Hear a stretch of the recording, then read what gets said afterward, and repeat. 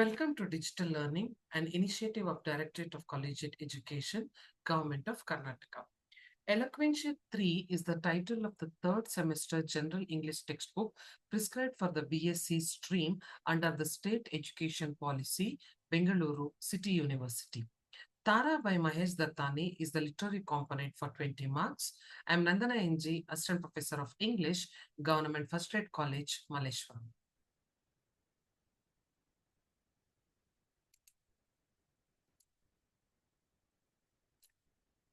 This session will discuss the difficult words as found in the play. The words, first let us try to see the significance of the words. Words are keys that unlock the doors of thought and expression. So the better we know the meanings of the words, the better we understand the text and the story. The table of contents of this session: objectives, learning outcomes, later glossary, followed by a MCQ question session.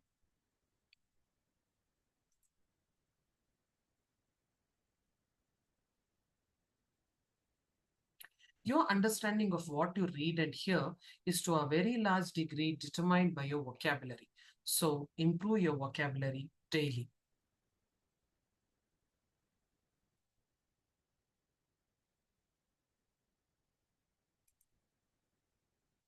The objectives of this session: to familiarize learners with complex and challenging words from the play Tara, to enhance students' understanding of contextual meanings within the play, to strengthen comprehension and interpretation of literary texts, to encourage active vocabulary building for academic and creative writing, to support better engagement with themes and dialogues of the play.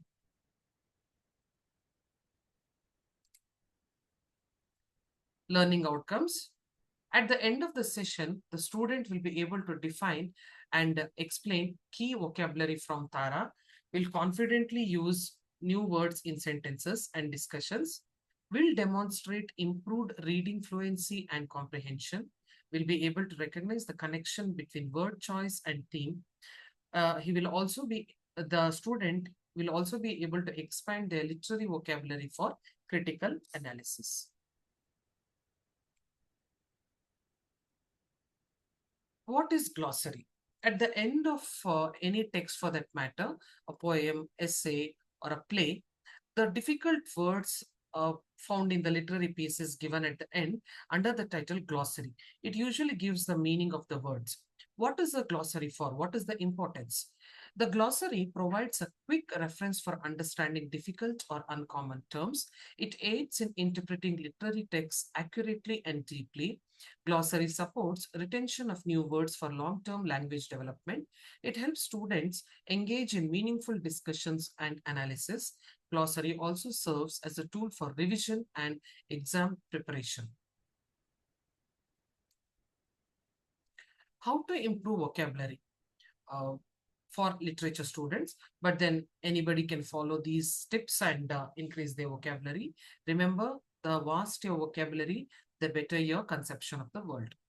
Read diverse literature, explore plays, novels, poetry, and criticism to encounter varied language styles.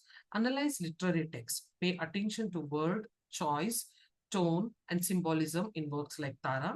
Keep a literary glossary. That is, maintain a notebook of complex words, phrases, and literary terms. Learn in context. Understand words within dialogues, themes, and character expressions. Study synonyms and antonyms. It also helps you to build depth in interpretation and analysis. Practice critical writing. Use advanced vocabulary in essays, reviews, and discussions. Join literature discussions. Exchange interpretations to reinforce word meanings. Explore etymology. Study word origins to grasp nuances of meaning. Use literary resources like dictionaries, thesauruses, and academic articles which help expand your vocabulary. Revisit and revise. Regularly review words to retain complex literary terms. Let us start with the glossary of the play Tara. Bedsitter. It means a single room dwelling combining bedroom and sitting space. Prosthesis, an artificial device replacing a missing body part. Here in the play, it refers to the artificial leg of Tara. Masticate, that is to chew food thoroughly. Peristalsis, involuntary muscle contractions that move food through the digestive system. Conjoined. Tara and Chandan are conjoined twins, that is, they are joined together physically, often used in reference to twins. Pelvis, the bony structure at the base of the spine. Decoction, a concentrated liquid made of boiling substances often used in medicine or beverages. Facade, a false or outward appearance intended to conceal a truth. Sterile, incapable of reproducing or being fruitful. This is a key word in the play.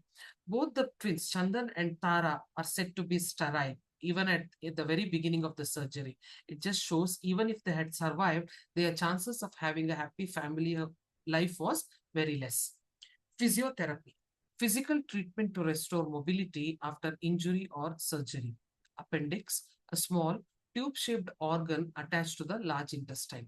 Rectum, the final section of the large intestine ending at the anus. Post-operative, occurring after a surgical operation. Hormone, a chemical messenger in the body regulating functions like growth and metabolism.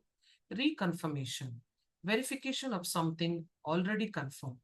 Distraught, deeply agitated or upset. Indisposed, slightly unwell or willing.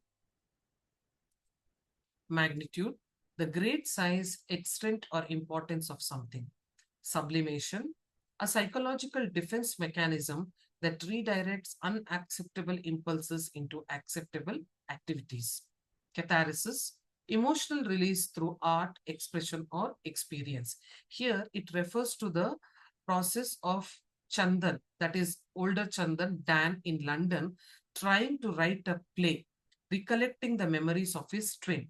The process of writing a play dedicated to his twin serves as a catharsis for Chandan, wherein he tries to get a release through art, through experiencing the pain or experiencing the pain that he had to undergo. Conflict, a struggle or clash between opposing forces or ideas. Bladder, a sac in the body that stores urine.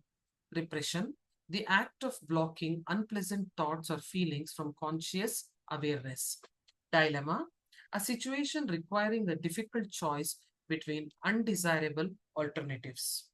Typewriter, a mechanical device used for writing text on paper. Sublime, of great excellence or beauty, often used to describe intense or elevated emotion. Concoction, a mixture of various elements, especially used humorously or critically for odd combinations. Decorum, behavior in keeping with good taste and propriety, used when discussing social expectations. Malformation, an abnormal or faulty formation, especially of a body part. Hypothetical, based on a suggested idea or theory, not real, but imagined for purposes of argument. Recalcitrant, resisting authority or control, stubborn and uncooperative. Melancholy, a deep, persistent sadness or gloomy state of mind. Vindication, the act of clearing someone from blame or suspicion. Dissonance, a lack of harmony or agreement, either in sound or in relationships. Vicarious, experienced indirectly through the actions or emotions of another person.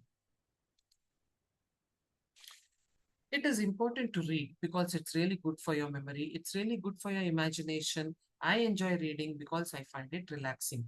This is a quote by Emma Watson, and I also use this opportunity to, you know, definitely reiterate the point that reading as a habit is one of the best choices you can always make. Reading opens new worlds, it increases your imagination, your vocabulary is increased, and it is one of the best things to indulge in. In fact, reading a book is your best companion for a lifetime. A multiple choice question session now. Which of the following best defines sublimation? The act of chewing food thoroughly, a psychological defense mechanism that redirects impulses into acceptable activities, a concentrated liquid made by boiling substances, or a lack of harmony or agreement. The answer is option B, a psychological defense mechanism that redirects impulses into acceptable activities. The term recalcitrant is used to describe someone who is deeply sad and gloomy, resistant to authority and uncooperative, capable of reproducing or imaginary or theoretical. The answer is option B, resistant to authority and uncooperative. What does facade mean in the context of literature and psychology? The options are the bony structure at the base of the spine, a device used to replace a missing body part, a false outward appearance intended to conceal truth, a struggle between opposing forces. The answer is option C, a false outward appearance intended to conceal truth. The word vicarious refers to experiencing something indirectly through another's actions, emotional release through art and expression, a mechanical writing device, or an abnormal or faulty formation of a body part. The answer is option A, experiencing something indirectly through another's actions. The last question, which of these words refers to a deep, persistent sadness? Dissonance, vindication, melancholy, or decoction? And the answer is option C, melancholy. References used for this session.